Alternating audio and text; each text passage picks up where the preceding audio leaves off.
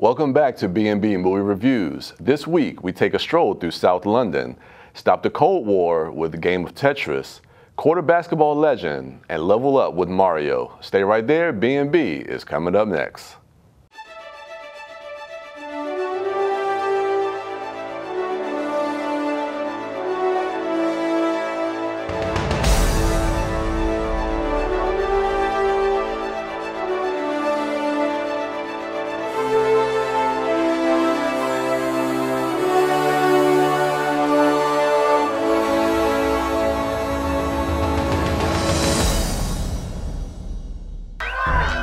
There was just like this sea of people, like a mini concert.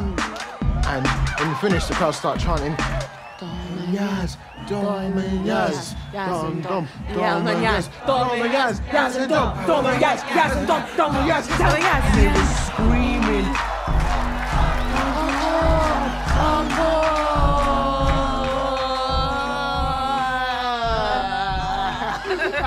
And they were going to tear the bass out if we didn't go again, so we did like, what, 5, 6 20 more songs. It was wild.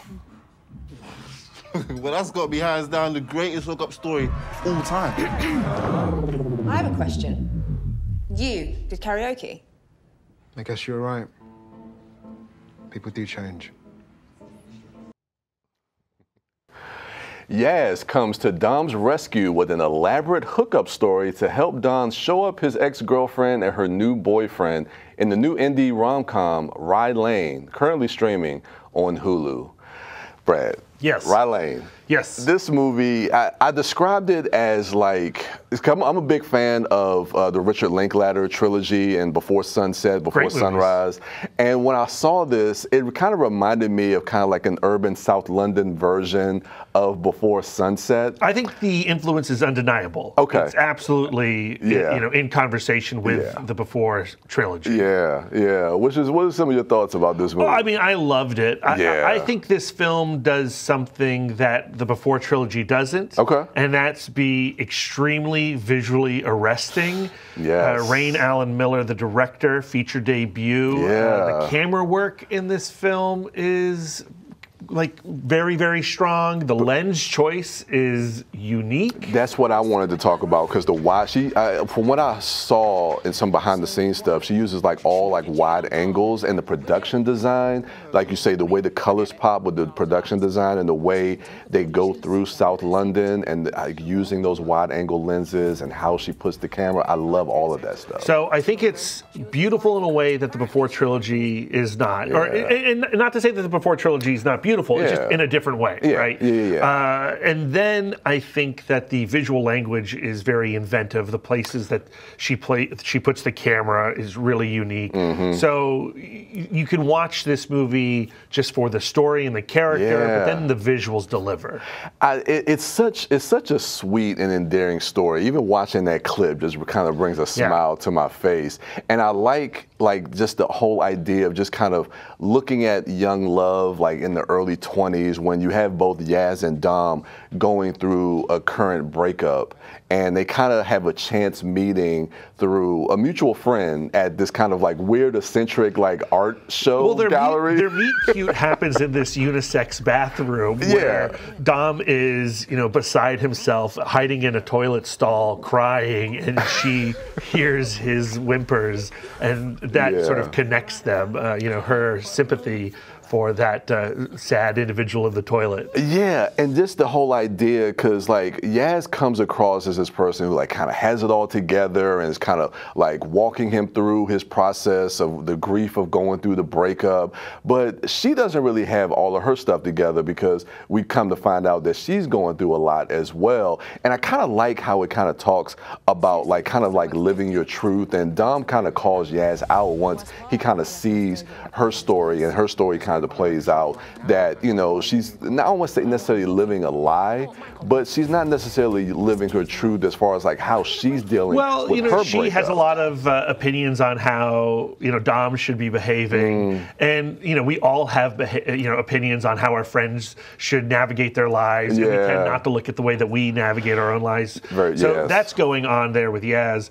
But the film is very funny also. Yeah. And that sequence we just showed there, yes, it's even better in the context of the whole thing. Yeah. And I was like, one, I was riveted on how this couple was going to go. Two, I was extremely impressed on the visuals. And three, I was laughing throughout the whole thing. It's extremely funny. I mean, that scene is just like a microcosm of like a lot of different scenarios and conversations that they have that is extremely hilarious. And it's such a heartwarming story that you actually really love and like these characters. Absolutely, absolutely. So, and it has, without spoiling it, a film reference in the middle of this movie that, for me, didn't really quite make any sense, except that it was charming and ridiculous and absurd.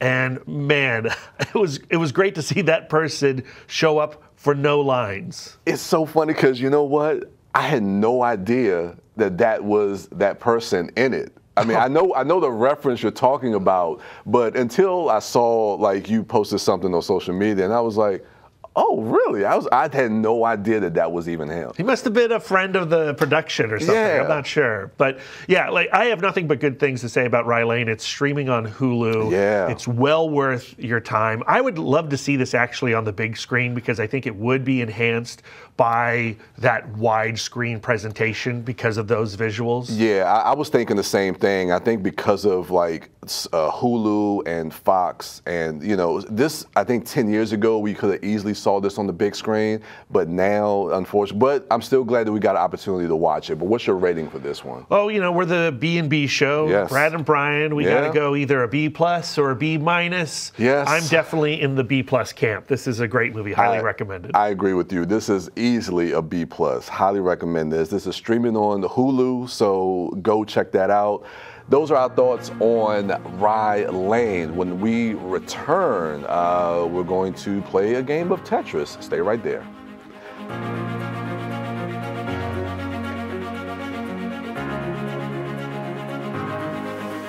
Here are AARP top tips on caregiver preparedness during coronavirus. Form a team that can help with caregiving tasks. Take an inventory of essential supplies in your loved one's home. Make a list of the care recipient's medications. Schedule regular calls to fight isolation. Finally, take care of yourself too. Follow the Centers for Disease Control's guidelines for coronavirus safety. For more caregiving tips, go to aarp.org/caregiving. Mr. Stein, please, hold on. What happened in there? It's complicated. You don't control handheld rights? I didn't say that. I said it's complicated. Well, either you do or you don't. What's so complicated about that? Have you ever been in Moscow, Mr. Rogers? Have you ever negotiated with the Soviets? Do you know what it feels like to be in a country where everyone is watching you? No. So don't tell me what is and what is not complicated. I'll pay you $25,000 to secure me worldwide handheld rights.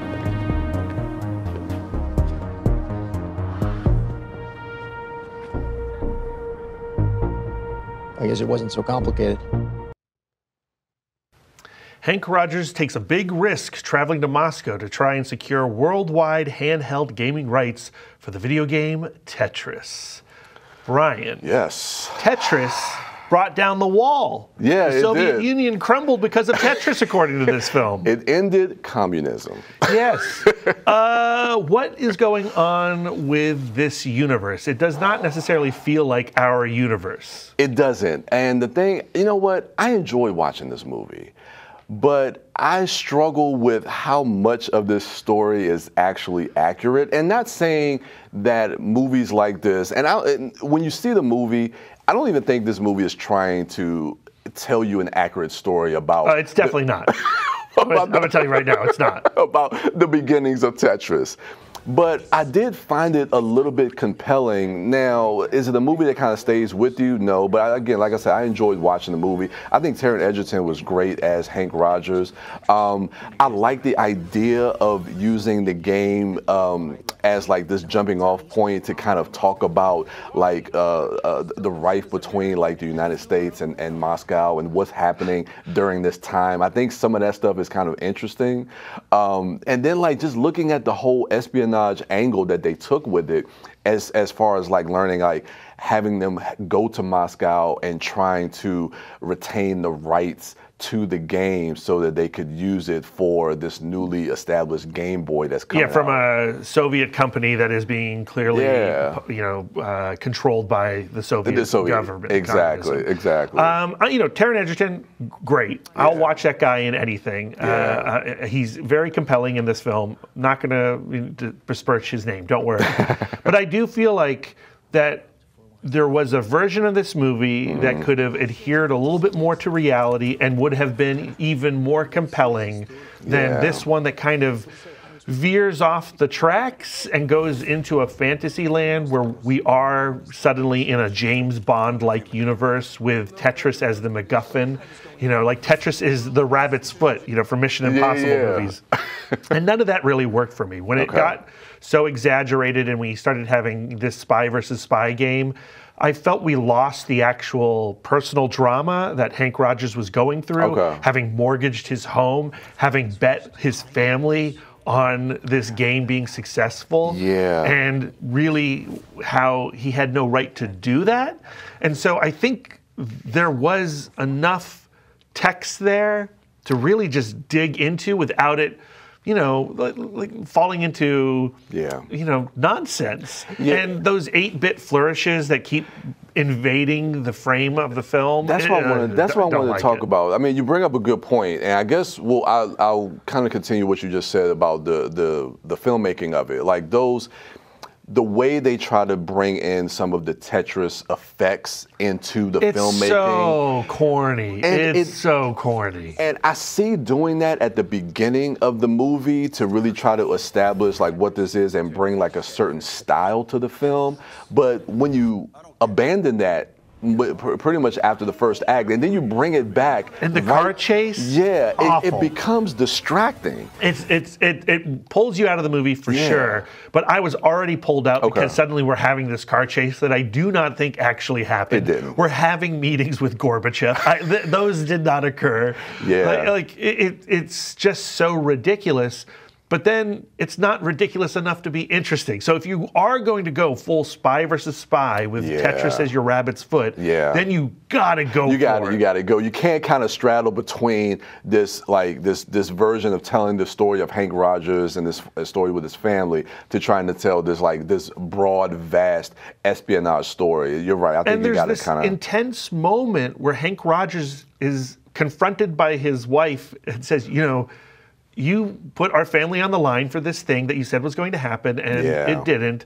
And then he goes, no, I'm going to make this all better. And he does make it all better, but he never, he never grows. He never realizes that he did put his family on the line when he shouldn't have. Yeah, because it was all because of his chance. He was the one that caused the mess in his family by trying to make a better life. He saw an opportunity that he grabbed onto to better his own position, not his family's position. Because he used that as an excuse. And the wife calls him out on that. Yes. And he never reckons with it. No, he never reckons with that. And I think that was probably the biggest issue was with the way he approached the family, because it came off very selfish to me as far as him using that as an excuse. So they fabricated an arc that then never pays off. Yeah, what's your rating for this one? So I did not like it. I give it a B-.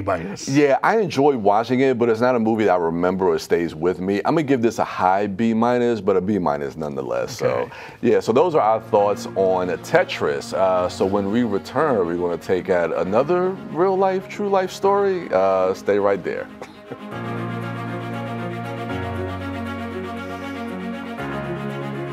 Every 2 minutes, a woman is diagnosed with breast cancer. With your help, we can end breast cancer. We are all stronger together. What should I ask you? Ask me why I'm in Wilmington, North Carolina. Why are you in Wilmington, North Carolina? Because I believe in your son. I believe he's different. And I believe you might be the only person on earth who knows it. That's why I'm in Wilmington, North Carolina. All right, Mr. Vaccaro, thank you for coming. Sonny Vaccaro travels to Wilmington, North Carolina to meet with Dolores Jordan about her son signing his first shoe deal with Nike in the inspirational true story about how Nike courted a basketball legend in the new film, Air. All right, Brad. So, Air, the story of Michael Jordan signing his first deal with Nike. You know, this is an interesting film because I'm a huge Ben Affleck fan. I love the direction that he's taken as a director. It's interesting because the writer, this is his first credit on IMDb, Alex Convery, and he got the inspiration to write this movie from watching The Last Dance. Oh, you can tell. You could tell. And I mean, I think 2020 when The Last Dance came out, which is a great docuseries, which is currently on Netflix, there's a portion in that documentary that kind of goes through this era when he was signing his deal with Nike. And I mean, we both loved The Last Dance. Oh, and it seems like the writer loved that too. What are some of your thoughts about what he did with this story and making this movie? I think what he does with Air is everything that Tetris should have done. Like I think Air is the better version of Tetris. Yeah. You know, the focus of the story is primarily through Matt Damon's character, Sonny. And, you know, he is the Hank Rogers character of Tetris. You know, of course, his personal life, maybe not be as strong as Hank Rogers' personal life. And we see how his obsession with trying to find the right players to pair with Nike, and Nike starting this, you know, basketball division, and you know, they're not doing great. Adidas is doing better, Converse is doing better. I love that the story brings in those other companies and really positions where Nike was at this moment in time, and how critical it was for Sonny to actually grab a player to pair with a shoe, and save all these people in this company.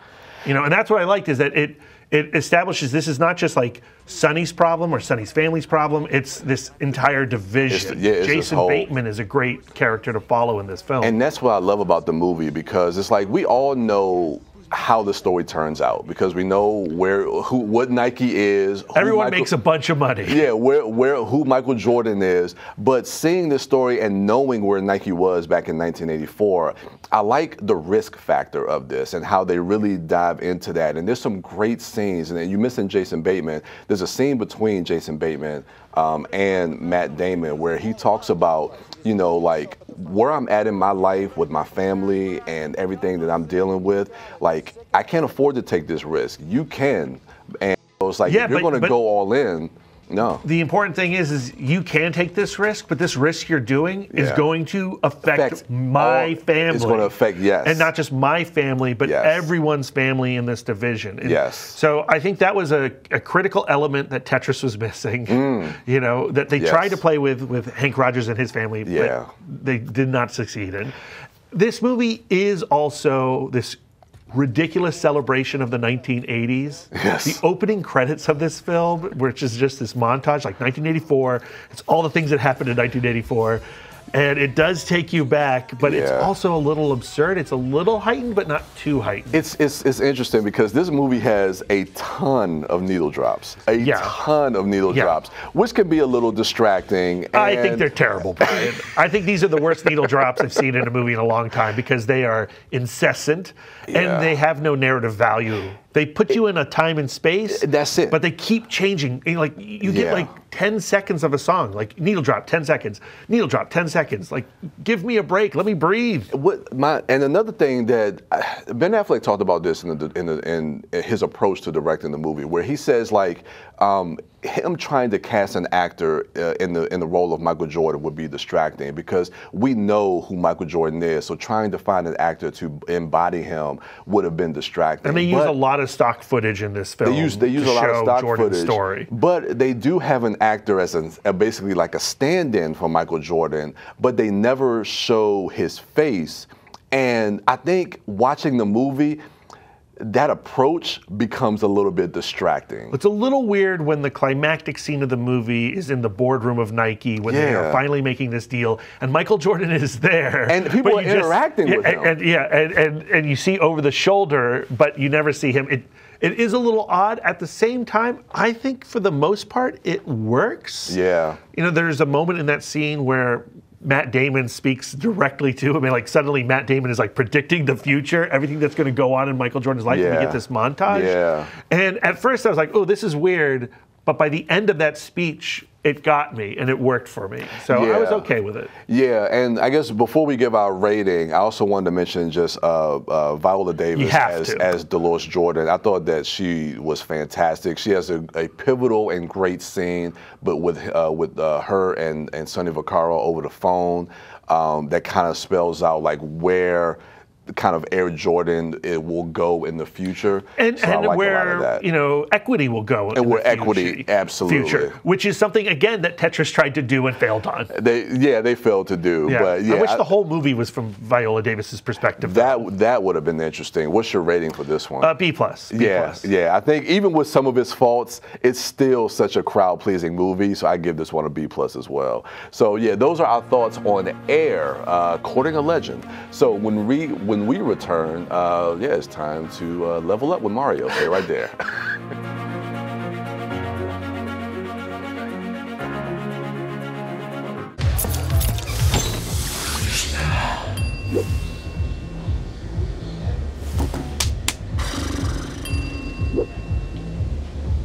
If you need to do something to feel okay to drive, you're not okay to drive. Don't drive buzzed. If you can finish this, you're coming with me. Watch and learn.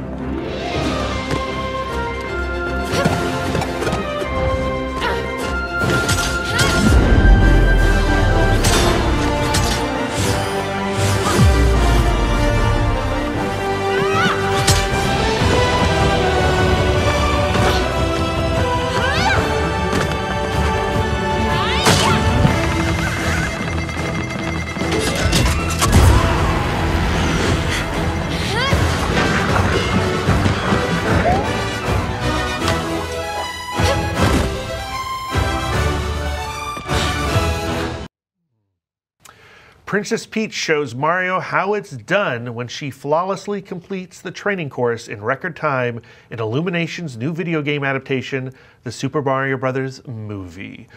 First question, Brian. Ooh. Is it Super Mario Brothers? Okay. Or is it Super Mario Bros? They say Super Mario Bros. Early on in the film. Oh, they do? They do. And it disturbed me. And then I was listening to some people talk about this film, and they were saying Super Mario Bros., and I was very confused. It's brothers, right? It's an abbreviation. It's okay. Just like Warner Brothers. Yeah. Okay. Like what? Super Mario. Review done. No, but that's very odd because it's always been Super Mario Brothers. But I don't know. I had a good time with this movie. I mean, look, this movie is really banking on nostalgia. And I think, and I guess we talked about it a little bit where, do we have nostalgia for this property?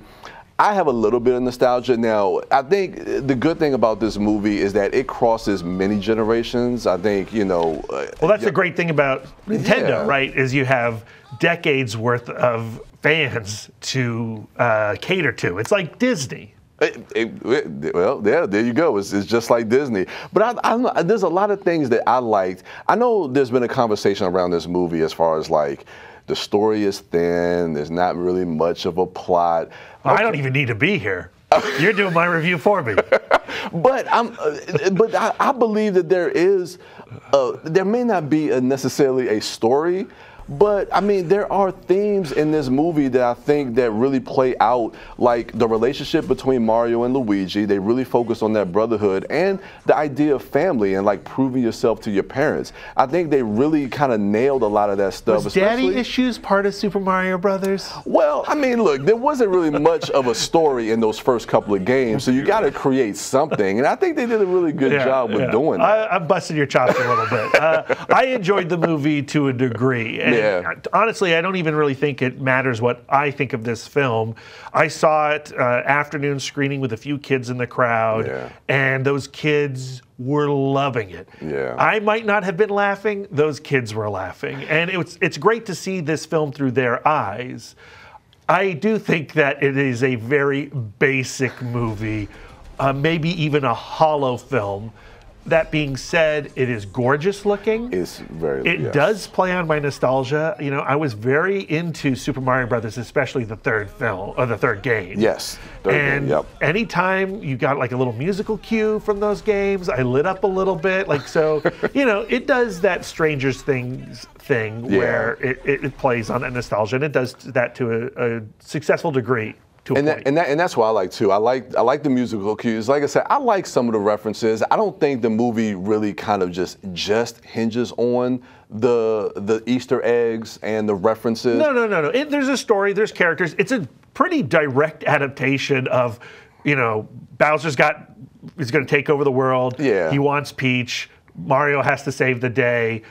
It's a pretty direct adaptation of those basic ideas from the video games. Yeah. There's not much in those video games. I think this movie does the bare minimum in adapting it. And, you know, when you consider what that first movie adaptation was like, where they just threw out... Or the live action one? Yeah. Dennis Hopper, Bob Hoskins, John Leguizamo. You can see how it can go really, really wrong. And then you can see it just be like, okay, here's Mario Brothers. True. And that's what this is. Yeah. It's Mario Brothers. I mean, I don't even know what a live action version now would even look like, or even if that would be. I think you could take this exact script and turn it into live action, and it would be. Actually, probably wouldn't be as good because the visuals are so strong in this. Yeah. The world is so seamless in it, and the action is pretty good in this. Yeah, I love the way they incorporate some of the gameplay in this, especially with like some of the side scroll. Where the clip we just saw. Yeah, that's the best scene in the movie as far as I'm concerned. Yeah, well, they do a little bit more in the third act with Donkey Kong, and Donkey Kong is great. I want to get into some of the voice actors. Okay. I thought Seth Rogen was great as Donkey Kong. He's Seth Rogen. He's Seth Rogen. But I mean, you know, you can't get around his voice. Yeah. So why cast him? We're gonna see him again in Turtles. So I know. Let's see how that turns out.